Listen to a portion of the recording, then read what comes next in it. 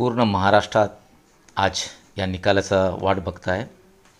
परिशिष्ट 10चा निकाल काय येईल याची उत्सुकता महाराष्ट्रातील 14 कोटी जनताला आज आहे। आणि लोकसभेमध्ये कम्युनिस्ट पार्टीचे स्पीकर होते सोमनाथ चटर्जी, आणि त्यावेळी त्यांच्या पार्टीने विरोध केला, पण त्यांनी कायदेप्रमाणे त्यांनी काम केलं होतं। तेव्हा मार्क्सवादी कम्युनिस्ट पार्टीने त्यांना हाकलून दिलं, म्हणजे त्याच्या पार्टीने बायकॉट केला आणि त्यांना पुढं तिकीट दिलं नाही। पण त्यांनी ज्या पदावर असताना पदाला न्याय देण्याचं काम आणि जनतेला न्याय त्यांनी दिलं।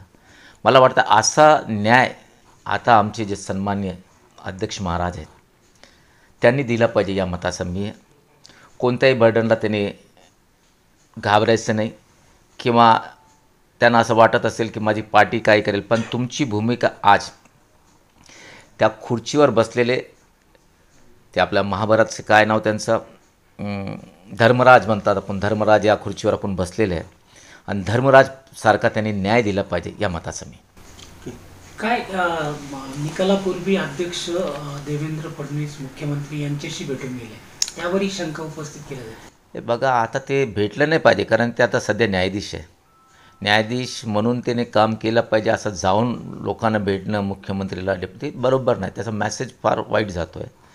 आणि त्या पोस्टची गरिमा त्यांनी खराव केला असं मी या मताचं आहे। आणि त्याने मेरिटवर दिलं पाहिजे। मेरिट हाच म्हणतो की 16 लोक जे पहिल्या फुटी ते भाग घेतले, जे बंडवत भाग ते अपात्र झाला पाहिजे। इवन मुख्यमंत्री आणि त्याच्यासोबत असलेले ते सर्व अपात्रित झालं पाहिजे। 16 लोक, आज ज्या 16 लोकांचा डिसिजन आहे ह्या मताचा मी आहे। आणि धर्मराजसारखा त्यांनी न्याय दिला पाहिजे। ज्या चेअरवर आपण बसले त्या चेअरचा न्याय देण्याचं काम त्यांनी केलं पाहिजे। सर, निकाल जो आहे तो शिंदे सरकारच्याच बाजूने लागेल आणि सरकार जे आहे ते स्थिर आहे, सरकारला कुठलाही धोका नाही, अशा पद्धतीचं वक्तव्य देवेंद्र फडणवीसांनी केलं होतं। म्हणजे काय वाटते तुम्हाला त्यांच्या?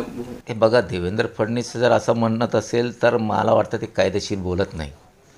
म्हणजे कायदा हा म्हणतो की अपात्र झाला पाहिजे, तर सरळ दिसतो आपल्याला।